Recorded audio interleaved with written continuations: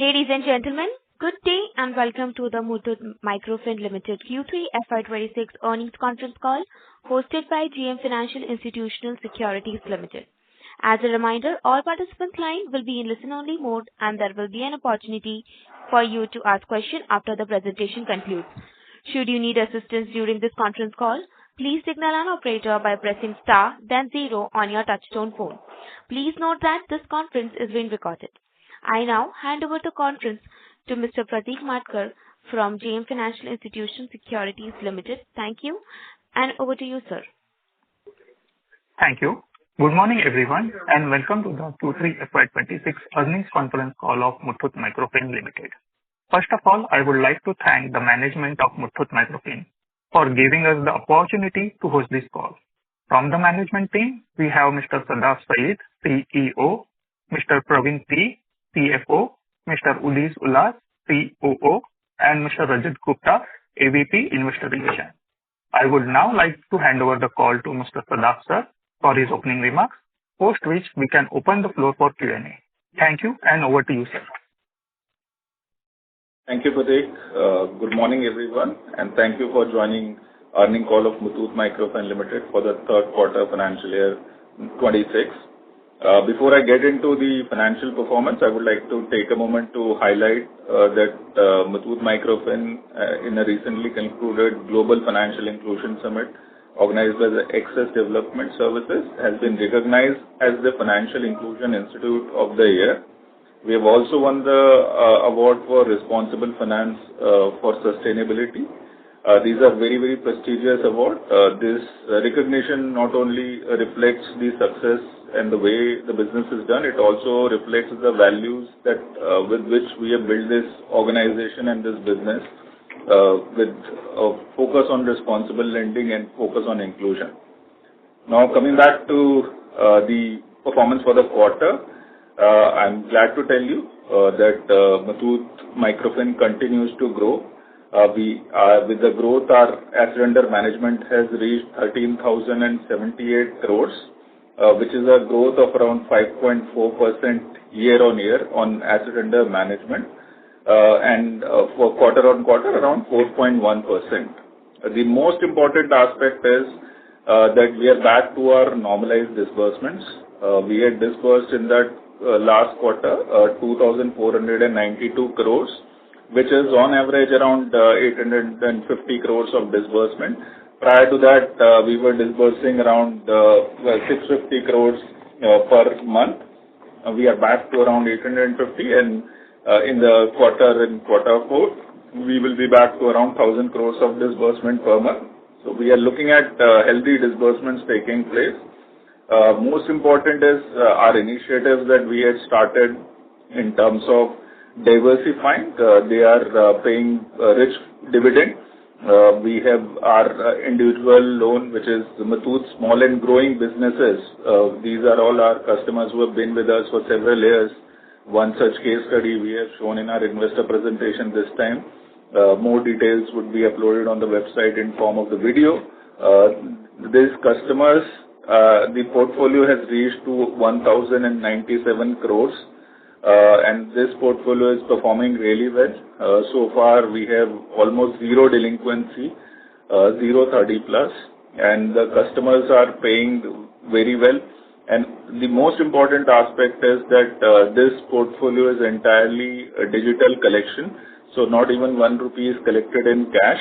The entire installment is based on e-NACH or UPI mandate, and all the installment by 5th of the month is repaid by the customer. What is more important to highlight is that bounce rate, which is typically in retail lending, is in the range of 25 to 30%. For this portfolio, it is hardly 9%. So 91% of our repayment are coming on the day of presentation itself, and balance repayment also T plus 8 day we are able to recover everything. So there is no flow from this business, and this has been going well, and month on month the disbursements are increasing. This is our initiative to build a right portfolio mix between JLG and non-JLG book. If you look at current composition, our JLG non-JLG composition has reached to around 88% JLG and 12% non-JLG portfolio, out of which was, if you consider March number, was 97.3. So it's a good progress, and we are quite confident that as we had guided, we would be able to reach at around 85-15% kind of a ratio in terms of our JLG and non-JLG mix. And in the long run, as we have guided, we would like to maintain a 65-35 kind of a ratio. This will help streamlining the risk in the portfolio that is there. Like it will be diversified among various products, and these products are more like technology based. Of course, the underwriting is done, which is our USP, that we are able to use technology and underwrite, and our credit team at the branch is able to do the personal discussion. So we are using the intelligence of underwriting, the human intelligence, as well as technology through AI and through credit bureau, through scorecard, to underwrite these customers, at the same time technology to collect installment.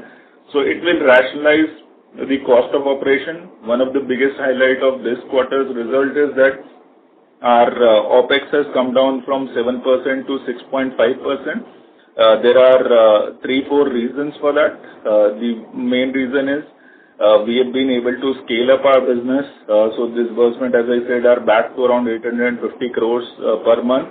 And second aspect is, as we had highlighted at the beginning of the year, that we would be implementing a cost optimization program where branch profitability would be in focus. We had identified around 82 branches which we wanted to either rationalize or merge. So out of that, 66 branches have been merged and rationalized, and manpower has also been rightly deployed for that branches. So that has helped us to cut our cost and decrease the portion of profitable branches in our mix. That has helped us to cut the cost. Second is, of course, the individual loan portfolio.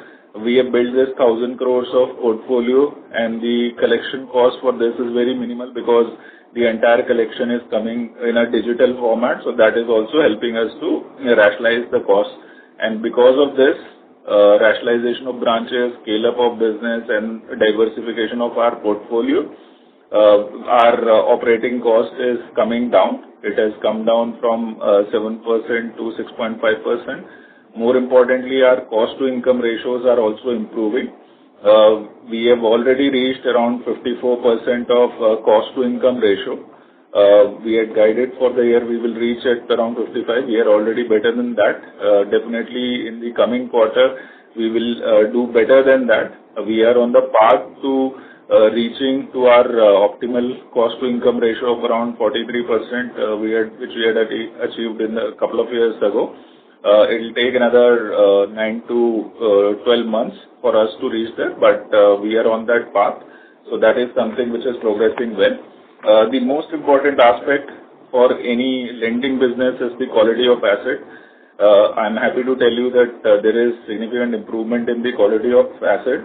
Our GNPAs have reduced year on year by 137 bps. They have come out at 4.4%, and quarter on quarter around 21 bps.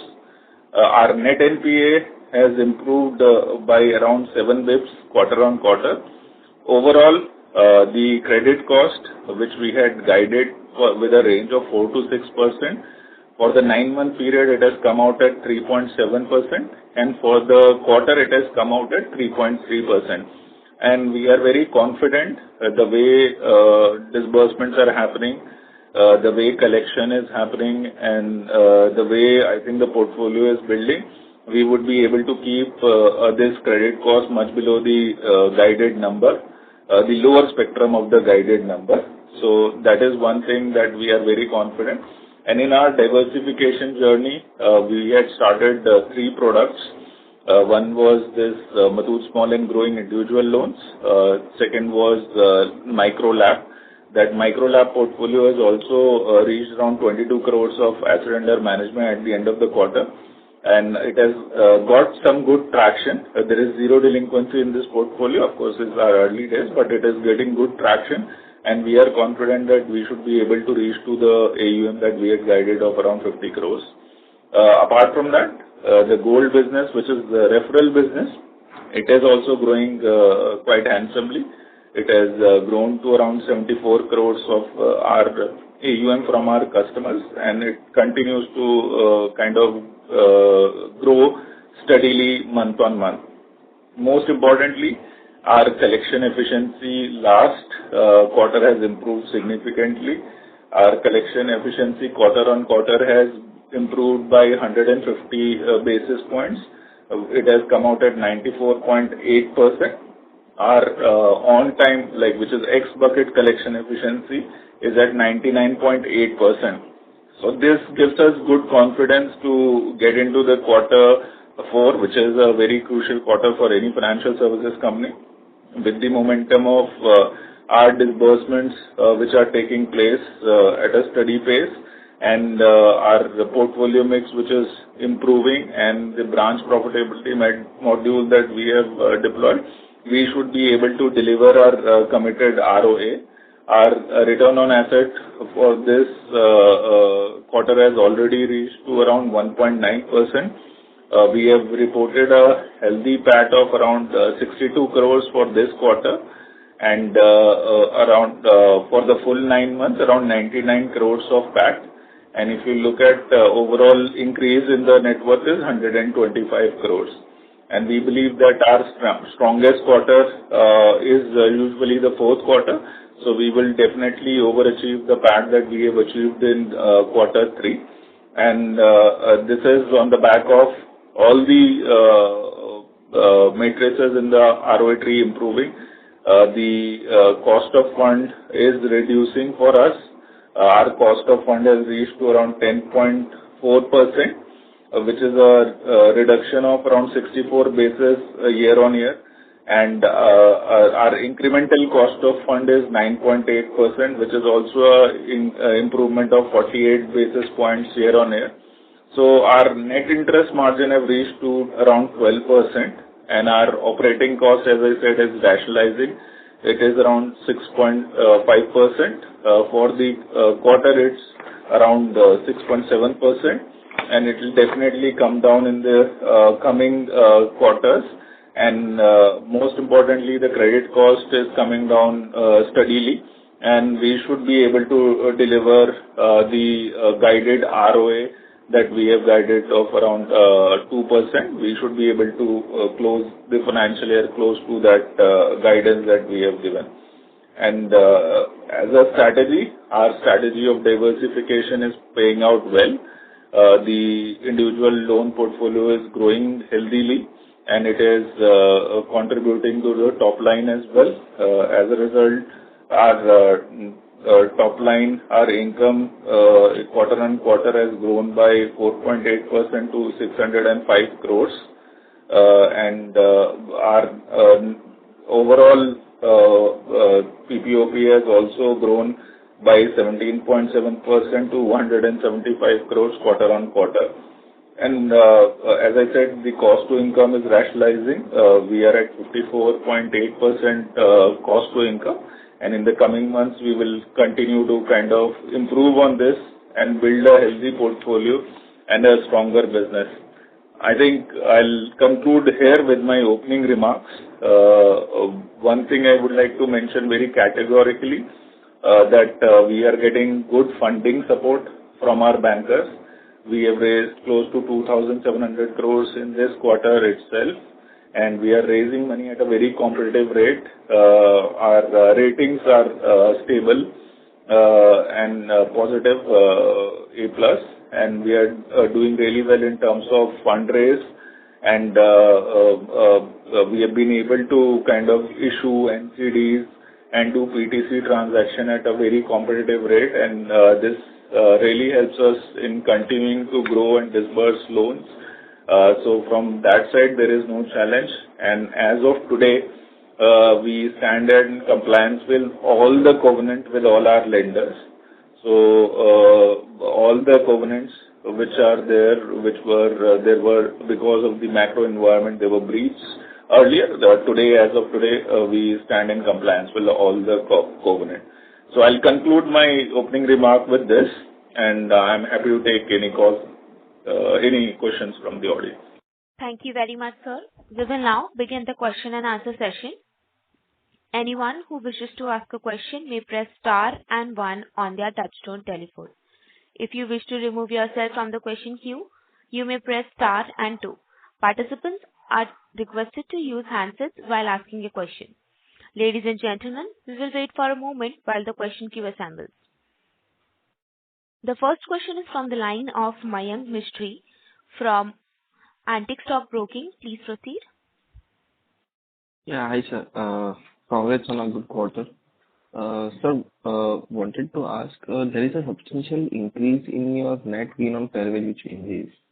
So what led to this rise? Mayank, can you repeat? Increase in net gain on fair value. I mean, is there some kind of recoveries that you have done during the quarter or something like that? So it is a regular direct assignment income that we earn. So we have done direct assignment transaction during the quarter. Because of that, this income is increased. Praveen this side, and also wanted to clarify, as the collection, everything is improving. So on the DA book, the upfront portion plus whatever EIS, based on the actual recovery, the accounting happens. So we are seeing an improved recovery in the overdue accounts as well, which is increasing our EIS recovery also, which is also forming part of this portion. So that is giving us better yield. Yeah, I would like to mention that last quarter we had recovered from overdue accounts 57 crores. This quarter we have recovered 62 crores. So there is improved collection from the field. So from this DA portfolio also, whatever you recover, it accounts on an actual basis. So that is also contributing to that portion of income. Okay. And sir, our borrowing mix has significantly changed. I mean, the PSV contribution has gone down significantly, maybe because of the fundraise that you did during this quarter from retail or HNIs. So, how should we see this impacting our cost of funds? I mean, if you could guide on, how the cost of funds will move from here on. Yeah, so I think you can see the trend. Our cost of fund is coming down. It was around 11% last financial year. It has already come down to 10.43%. And if you look at incremental cost, it is at around 9.8%. So we are quite confident that and this is, I can tell you, a partial pass-off of the rate change. The full passing down of the policy rate has not happened. That will also happen during the course of the balance period of this financial year and in the first 2 quarters of the next financial year. That will also result in reduction of cost of fund. But you correctly pointed out, we have strategically diversified our borrowing mix. We are focusing more on PTC structures. That really has an advantage of giving us better rates because the transmission of rates in PTC is faster as compared to the term loans, because term loans only get revised when there is a quarterly revision of the base rate or the like annual rate that they have. But on PTCs, the rate revision is immediately, and whenever you do the new transaction, it is at the prevailing kind of a base rate for the bank. So that has the advantage. Apart from that, our long-term strategy is that we will have 50% from the banks and 50% from other sources, which includes ECB, our NCDs, our CPs and other instruments that we want to borrow through. So we are working on that strategy, and going forward, I think you would see more of non-bank kind of a borrowing, a lot of development financial institutions and foreign institutions who are willing to do ECB. So we will be accessing that capital as well. Sir, any benchmark number that we are targeting on the borrowings cost, considering that there will be no further rate cuts? So I think right now our incremental cost is at 9.8%. We think that overall cost will come down to around 9.7% in the next 12 to 18 months' time. So that is where we think we will be comfortable with. We are hoping that yields on our portfolio will reach to around 22.5, and with 9.7%, we should be able to deliver that 12.7% interest margin that we had projected. Okay, sir. So just one last question. I mean, our tax bucket collection efficiencies in Karnataka and Tamil Nadu are ranging close to 100%. What I wanted to understand is how is the demand scenario, because on the absolute terms, credit cost still remains in the similar range. So we understand that on a percentage basis, with the growth coming in, obviously the credit cost will go down. But I would like to know the scenario. I mean, have the things normalized over there in Karnataka? Yeah, so I think there is no incremental pain in Karnataka at all. So whatever we are disbursing, the collections on them are absolutely perfect. If you look at overall, and I'm not specific of Karnataka, overall in this financial year, 44% of our portfolio AUM is like built in this financial year. In that portfolio, the 30 plus is 0.7%. So the collections are pretty good. In Karnataka also, they are recovering well. Our exposure in Karnataka was itself not very huge. It was around 10% of our AUM. It has come down to a level around 7% now. And from that perspective, that incremental collections are pretty good.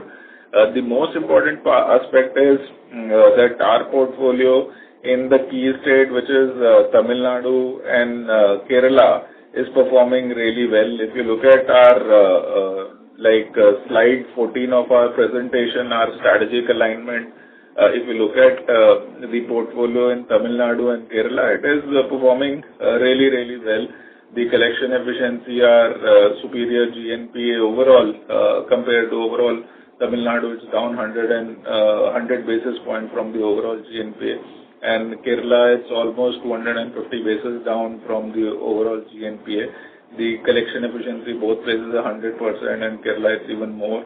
And most important is our digital initiative, that is digital collection. In Tamil Nadu, it's around 32%, and in Kerala, it is around 36%. So overall, our digital collection has reached to around 27%. But definitely, I think these are the key states will take us to the path to better kind of a credit cost mix and portfolio mix and growth. Okay, sir. Thanks a lot, and all the best for the upcoming quarters. Thanks, man. Thank you. The next question is from the line of Varun Dubey from Share India Securities. Please proceed. Good morning, sir. And first of all, congratulations on being recognized as the Financial Inclusion Institution of the Year. And also congratulations on the strong set of results that the company has delivered. So if you can just throw some light on the yield movement, how has that been this quarter? And because the company has guided for the net interest margin of 12.4 to 12.7, currently it stands at around 11.8. So what would drive the overall incremental net interest margin for the company? And what would be the actual growth driver for the company? If you can throw some light on that. Thanks, Varun. Thanks for your question. I think the most important aspect that we have to realize is the way the new disbursements are taking shape. So disbursement momentum is there. We are disbursing around 850 crore, as we said, per month. Now it has reached to around 1,000 crores per month as of January and in the balance period of the financial year. And the new loans that we are doing is on the new pricing.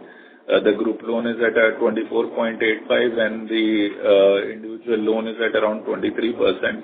So the blended yield on the portfolio would be around in the range of 23 to 23.5%. This portfolio right now is around 44% of our book. And as this portfolio becomes a larger portion of our book, the yield will automatically start correcting. The basic challenge in the yield is basically because the denominator contains the NPA portfolio also, so that brings the overall yield down. But as we write off all the NPA portfolio, that automatically yields will improve. And as I said, I think in the next 2 to 3 quarters, we should be able to reach around 12.7% net interest margin. We will be touching above 12 definitely by this financial year itself.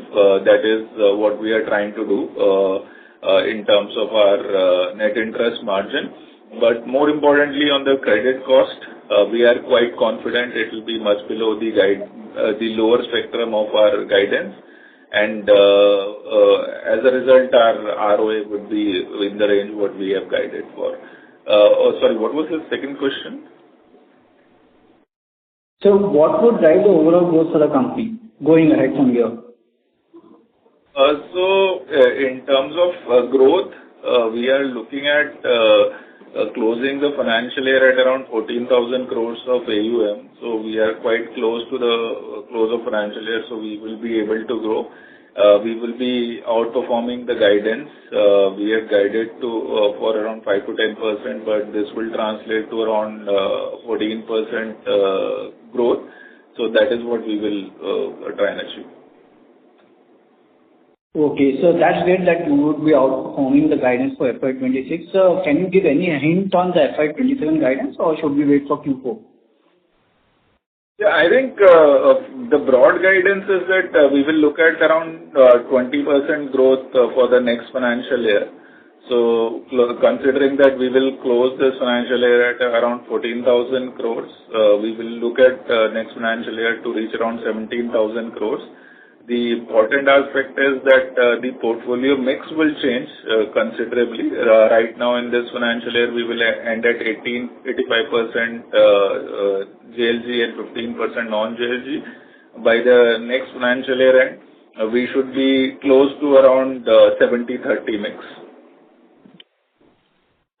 Okay. Thank you, sir, for that. And once again, congratulations on your strong set of results, sir. Thank you very much. Thank you. The next question is from the line of Anil Tulsiram from Bestpal Research Advisories. Please proceed. Yeah, thank you for the opportunity. Sir, my question is on the predictability of the credit cost and ROA for the next 5 years. If I look at it the last 10 years, because of the unpredictable credit cost, average ROA for the industry and for Muthoot Microfin is around 2%. So we have spoken about the diversification, but the individual loans again remain the unsecured to the same set of the customer. So what I want to understand is what has changed structurally now that the credit cost for the next 5 years will remain predictable. Because every time crisis happens, we take some steps, and again next crisis we incur 8-10% credit cost. Yeah, that's the first question. Anil ji, thank you very much for this question. That's a very pertinent question for microfinance industry. So I think the answer to this is like how our underwriting practice is changing, and that is for the industry to reflect also. But I can tell you about Muthoot Microfin. One of the things that apart from our diversification of portfolio that we have done is a significant change in underwriting process. We have also changed our scorecard that we had built. We have strengthened it. And the way we are going about diversification, you're right, in a sense that MSGB individual loan is a unsecured loan, but this is being given to a customer who has been with us for 4 to 5 years, have shown repayment track record, and has a credit score of 700 and above. And so far, that would don't have any delinquency in this portfolio. And there is a proper underwriting which is done. There is a credit underwriting team which evaluates the customer. Like they do a personal discussion. We use technology also. There is a bit of an AI also involved in this, where a personal discussion between the customer is recorded. It happens in a vernacular language. It is recorded. It is converted into text, and that from that text, there is a credit appraisal memo that is prepared. The credit appraisal memo, we have designed around 15 questions which the credit officer has to ask the customer, and all of those relevant questions prepare the memo. Along with that, the photograph of the business, the photograph of the household, the AI reads the photograph and gives the value of the stock for the business and gives the standard of living for the household basis the AI technology. Then we have tie-up with Finarkin for as an account aggregator. We take information of the bank account, and bank account not only the average balances, but also what are the credits, what are the debits, what kind of saving habit he has, the customer has, and any other saving or investment that the customer has, that information is there. Then we do our own scorecard that we have built, and after all of these checks, we lend to the customer the right amount of loan. And this is also done in a digital manner. We do KYC, we ensure that we do e-sign of the customer, and everything is on a NACH platform. So collection is done also efficiently. We are tracking this very closely. The fundamental, I think, microfinance is changing a little bit over the years with financial inclusion taking place. I think there is progress in the customer's life journey also. So she also prefers a little bit of digital technology. She prefers just remitting the installment through digital platforms. So we do that. Because of that, I think the customer prefers us. Apart from that, we have risk management tools such as we have a natural calamity insurance. If the customer basically faces any sort of a natural calamity, we have insurance for that, and we get the insurance premium. We also look at ensuring that the customer's cash flows are not disturbed. So we sell them personal accident insurance or insurance of lost wages as well. So if there is some sort of a challenge, then they have that protection at a very nominal cost. And we have a health initiative also, which is we provide them e-clinics so that the household health is being taken care of. So all of this is resulting in better selection of the customer, better repayment habit of the customer, and right amount of loan given to the right customer. So that is really helping us to come over the possibilities of delinquencies. I think your question was about long-term credit cost. I can tell you the way we are going about the portfolio mix. We are ensuring that the event risk is minimized for us. Right now, the regulation allows us 60-40 kind of a combination. Given a choice, we would like to have a 50-50 combination. But we will utilize whatever the regulation permits us right now, and we'll build a portfolio where the individual loan portfolio, the LAP portfolio, and the gold portfolio has actually virtually no bearing of any sort of political kind of a thing or any intervention that is there. So that really helps us to have a sustained collections, and we feel that in a long run, if you look at 5-year period of time, the credit cost would be in the range of 2 to 2.5%, and our ROA would be in the range of 3 to 3.5%. Thanks for very detailed answer, sir. My last question is on the growth, again, long-term growth. So the general consensus is microfinance industry will grow 10 to 15% over the next 5-7 years. So, and definitely we want to grow at a more. So can you elaborate more on your growth strategy? Not numbers, but just what strategy we are going to follow. You already elaborated on the diversification. So if you can be a little bit more detail about that. Yes, sir. You're right in terms of the microfinance industry. We are trying to outperform and be the outlier in the industry. We feel that 20% growth is what we are targeting annually for our portfolio. So for the next financial year and maybe the subsequent year, we can definitely grow at 20%. The strategy of growth is three-pronged. One is, of course, the branches where we are doing well. We will deepen our penetration and ensure that the customers who are doing well with us we have more wallet share with those customers. Second is strategically looking at areas where we can expand our business. So we entered into Assam this financial year. We had entered into Andhra and Telangana last financial year. We will continue to deepen our penetration in these areas as the performance of this portfolio reflects us. The third strategy, as I said, diversification of portfolio and ensuring that the customer need is well understood and we are able to provide these products to our customers. One of the key difference between our microfinance business versus any other lender is we have a customer app. So all these individual loan that the customer is borrowing, they are doing the e-NACH and UPI through our app. So their use of our app is very much there. We are looking to understand customer behavior through this app, and we will be able to offer more products through this app to our customers. So that will contribute to our growth overall. Thank you, sir. That's it. I'll join back the queue. Thanks a lot. Thank you. The next question is from the line of Ashlesh Sonje from Kotak Securities. Please proceed. Hi, team. Good morning. Sir, first question is on your outlook for ROE. Let's say over the medium term, FY27 or thereafter, what is the kind of ROE you will look to deliver? Yeah. Hi, Ashlesh. I think if you look at from a ROA, I can give you a guidance. ROE is a function of the leverage that we will be able to maintain. See, we are looking at ROA for this financial year to be closer to 2%. In the coming financial year, we will be crossing 3% ROA for sure.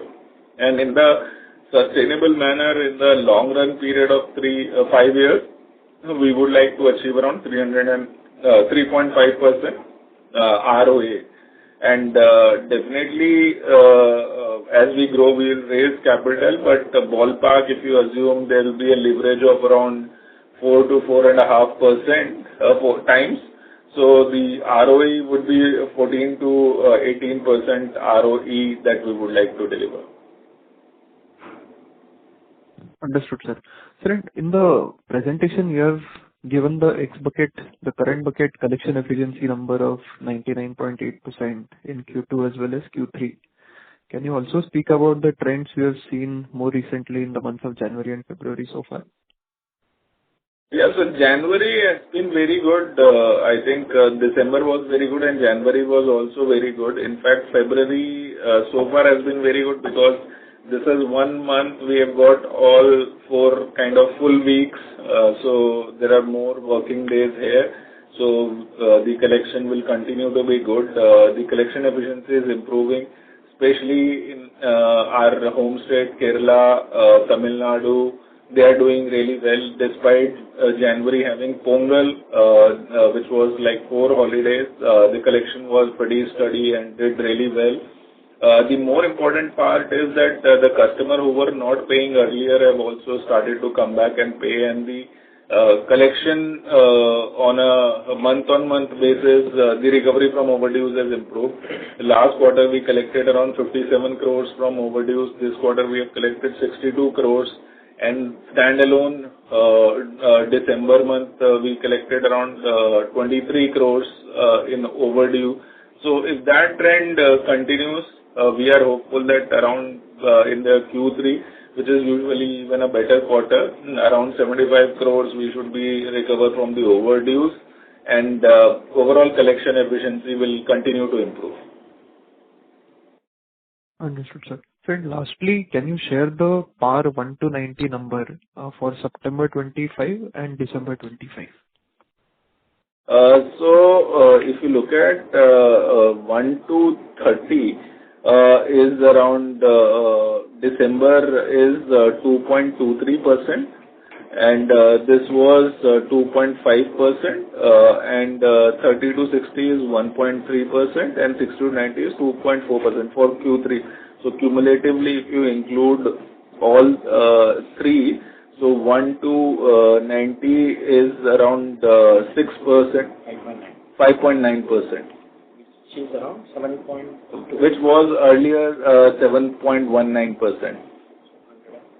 So it is basically a 120 basis point reduction in the 1 to 90 bar. So just to ensure I've got the right numbers, our 1 to 30 was 2.23% in December and 2.5% in September. It is 2.23 in, correct. Yeah, 2.23 in December and 2.58 in September. Understood, sir. Perfect. Thank you. Thank you. The next question is from the line of Prithvi Raj Patil from Investec. Please proceed. Hi, thanks for the opportunity. So I just had one question on the yield. So if you can just give me what are the segmental yields in the portfolio, and also an explanation on why the interest income is lower QOQ despite a growth in the AUM. Yeah. So I think there are two aspects. One is the interest is a function of your disbursement that you have done in the previous quarter. So because of the slow start, there was kind of yield impact. But if you look at the yield perspective, the question that you are asking, the contracted yield versus what we earn for income generating loan, which is a group loan, we are charging now 24.85, which was around 23% earlier. For individual loans, we are charging around 23%. And for LAP, we are charging around 20%. So on an average, the yield for individual loan, because it's on every loan, is at the same price, so it's around 23%. The LAP loan ranges from 18% to 22%, so average is 20%. And the IGL yield is around 24% now, and we have it over. So one more point to highlight. So we have, since we have taken some write-off also, so there is a write-off reversal of is there, interest reversal is there, which is around 25 crores, which is impacted. So that's also one factor which is impacted. But if you look at the overall revenue, including the EIS portion, we are seeing an improvement in quarter on quarter, and we can expect a further improvement in the upcoming quarters as well.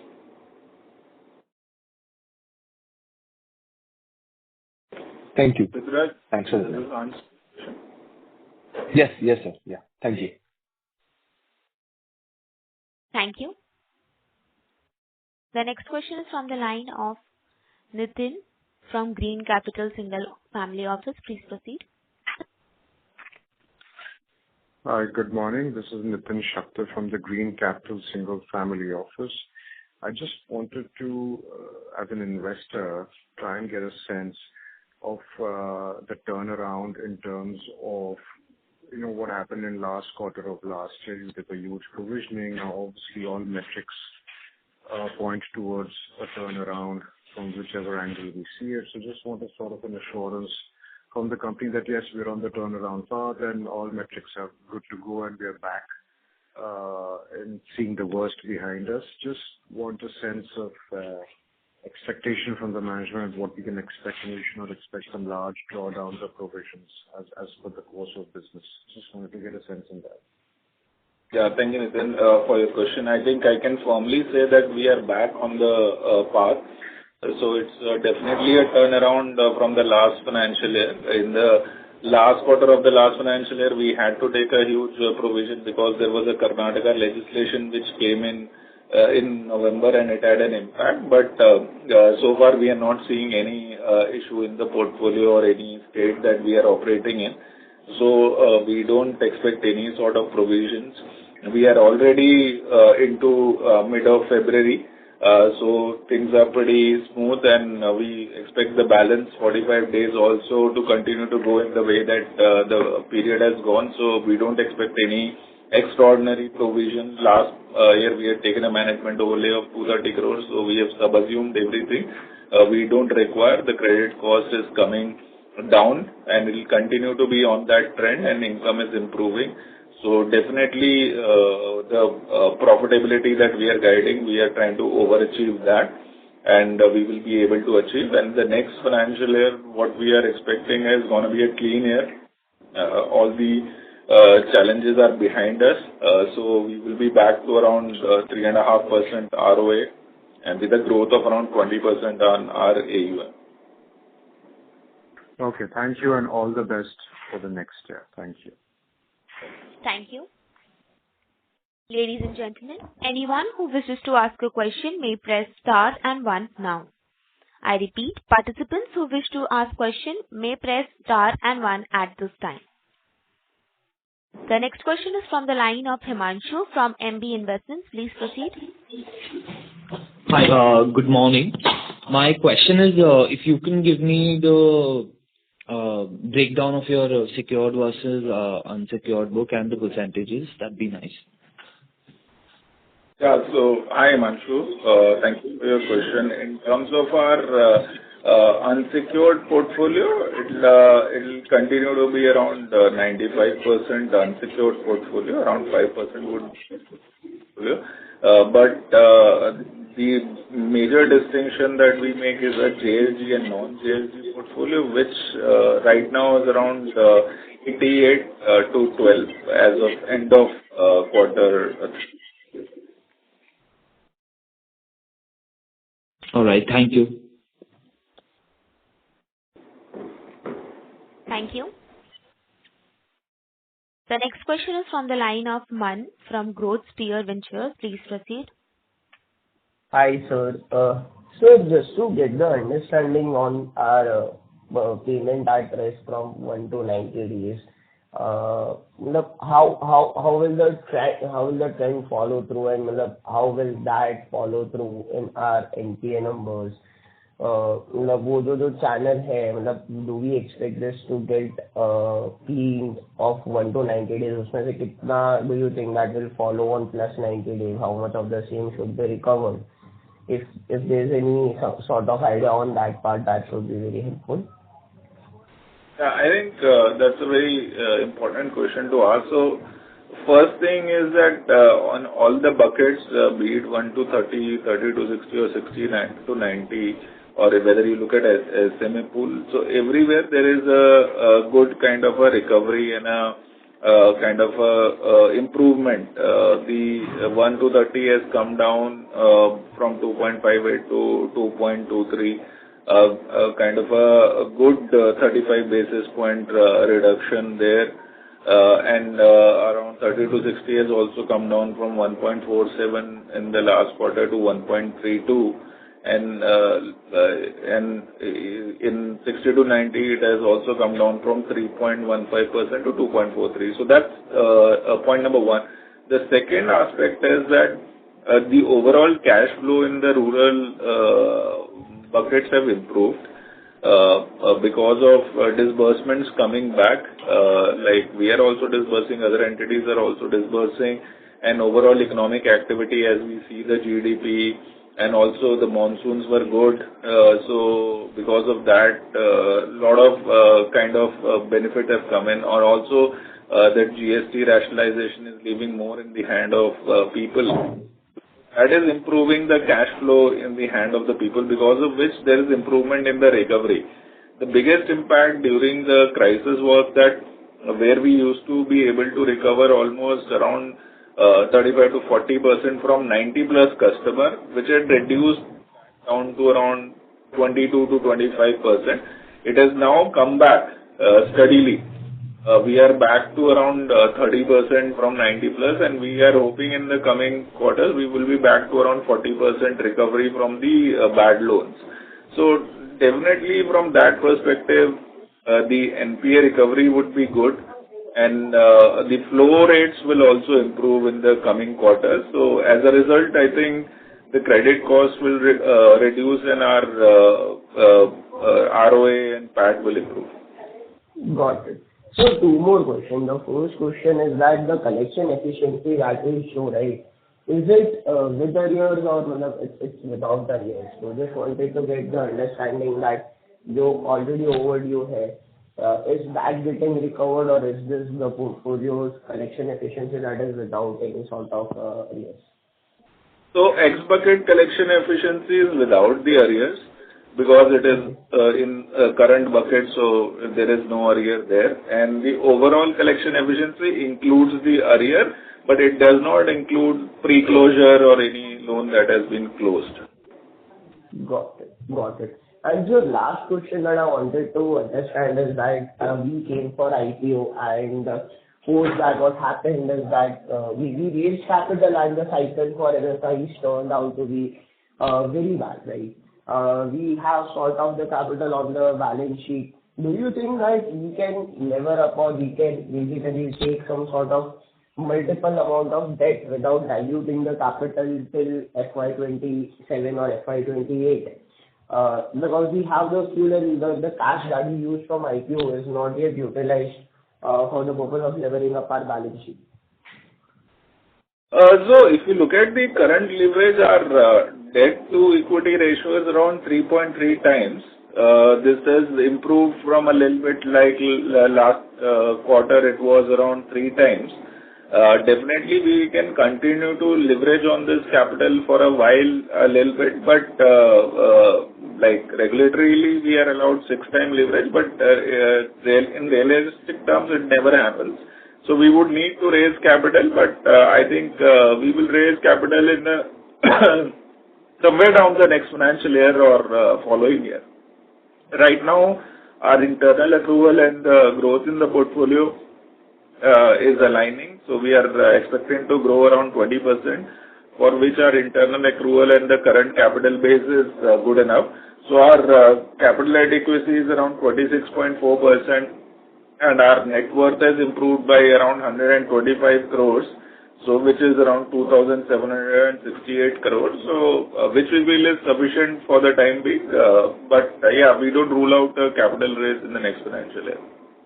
Got it. So, with capital raise, since the credit cost would come down in the normal way that was guided earlier, and 20% sort of AUM growth, do we expect the ROE for next financial year to reach at least 12.5% to 15% sort of reach?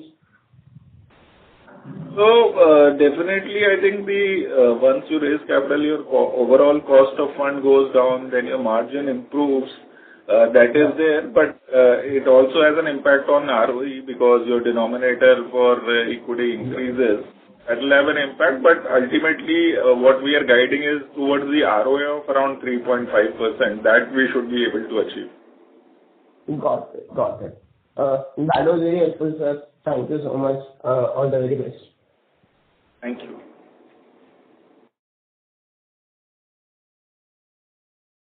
The next question is from the line of Prateek from GM Financial Institution Services Limited. Please proceed, sir. Thank you, sir. And this was a really good quarter from you. So I just have one question. The portfolio diversification is emerging as a necessary strategy for all the MFI players, and everyone is evaluating secured products like LAP, gold loan. So I would like to know that is pure play microfinance growth has become structurally constrained, or do you see there is a still pillars available for MFI? Yeah, so I think, Prateek, that's a very good question to ask. I think right now, everybody is recalibrating the model a little bit and how the strategy has to be kind of deployed in terms of diversification.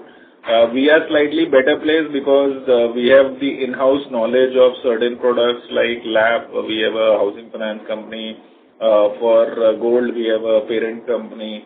So we have a better understanding and also a well-established brand name. So for us, this becomes an easy kind of a go-to strategy. But coming back to your important part is that whether it's structurally becoming difficult to go back to the group loan kind of a model. I think the focus is on retaining the existing good customers because the guardrails are in force. People don't want to be the third lender or fourth lender. If you look at our portfolio also, around 41% of our portfolio is unique customers, and us plus one is almost more than 65%. So the focus is on that to make sure that the unique customers that we have, we are able to have the maximum wallet share with them. Correction. The us plus one is around 72%. So I think that focus is there. So right now, what people have seen is the customers who are new to credit have a higher delinquency. Customers who have a proven track record are better. So the focus is there. That's why the focus of diversification. And the household that we are catering to, they are growing household. They have growing needs. So we are able to cater to their needs from the newer products that we are able to offer. So that is the strategy that we are adopting and many of the others are adopting. We have adopted a little bit more scientific approach of making sure that we have a proper score, underwriting and evaluation before lending. It's not just a cross-sell of the loan. It is proper underwriting and evaluating. We have a rejection ratio of around 30% in individual loans as well, even though having a 700 score. So I think that is the strategy that we have adopted. For the, I think, industry, I think it will be evolution. People who are really small in size will find it difficult. There is an entry barrier because already like established players have access to those customers. To become a third and fourth lender, a new entrant can't lend so much. So I think people would like to protect that database and those loyal and good repaying customer and continue to cater to them. So I think for a short term, I think that will be the approach. Once I think there would be a little bit of consolidation in the industry, then you might see again people going back to acquiring more new customers and forming new JLGs. Thank you, sir. Thank you. The next question is from the line of Anil Tulsiram from Best Pass Research Advisories. Please proceed. Yeah, thank you for the opportunity. So many of your peers are taking the CGFMU guarantee. So what's your strategy and view on this? No, we have also applied for the CGFMU guarantee. There are certain conditions that we have to comply with. I think we would be able to get that guarantee approved in the course of next couple of quarters. So will it going to be tactical or you will have coverage for continuous for next 3, 4, 5 years on the entire unsecured part? This is tactical in a sense that we are going by. Higher risk states we are applying for the CGFMU. Okay. Thank you, sir. That's it from my side. Thank you. Ladies and gentlemen, that was the last question for today. I now hand over the conference to Mr. Sadaf Syed for closing comments. Over to you, sir. Once again, thank you very much for joining our call for quarter 3. As I said, Muthoot Microfin is firmly on the path of recovery and profitability. The growth is also firmly back in the organization. We are disbursing robustly, and as our recognition and award indicates, we will continue to focus the path of responsible lending. We will use technology and we will use underwriting strength and know-how of our field officers, trade officers and our risk team to ensure that we build a robust portfolio and a good diversified mix of our portfolio to deliver stable and sustainable returns for our investor. We wholeheartedly thank everyone for believing in us and giving us the opportunity. I can assure you that things are going to get better from the here on as we get into a clean financial year next year. Thank you very much. Thank you. On behalf of GM Financial Institutions Securities Limited, that concludes this conference. Thank you for joining us and you may now disconnect your lines. Thank you.